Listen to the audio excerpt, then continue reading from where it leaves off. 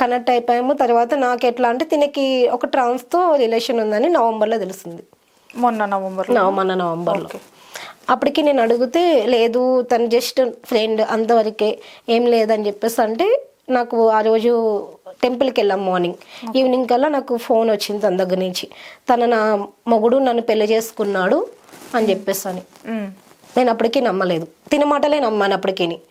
ఎందుకంటే ఈ అబ్బాయిని ఇష్టపడ్డాను అండ్ తిని చెప్పిందే వింటున్నాను తప్ప, మా అక్క కూడా చెప్పింది నేను మోసం చేస్తున్నారు అని కూడా తిన మాటలే నమ్మాను. ఎందుకంటే తిను నా దగ్గర ఏడ్ చేసేవాడు, నేనంటే ఇష్టం లేదా, నేను చచ్చిపోమంటావా, నా మీద నమ్మకం లేదా, మా అమ్మ మీద ఒట్టు, అలా ఇలాగ నువ్వే కావాలి, నువ్వంటే ఇష్టం, నువ్వు మీ హస్బెండ్తో ఉండొద్దు, నాతోనే ఉండు, అలా ఇలాగని చెప్పేసి అంటే మీకు ఒక హోప్ అనేది ఇచ్చేసారు.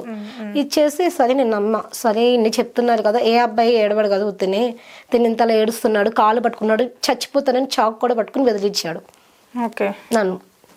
నువ్వు నాతో ఉండకపోతే చచ్చిపోతావు, నువ్వు నాతో ఉండాలి, నువ్వు లేకపోతే బతకను, ఇట్లా.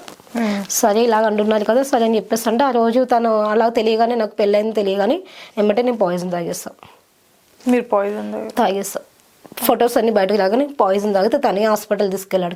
ఇప్పుడు అమ్మాయి ట్రాన్స్జెండర్ ని పెళ్లి చేసుకున్నాడు. అమ్మాయి మీకు కాల్ చేసి తన నా మొగుడు నువ్వెవరు అని చెప్పేసి అంది.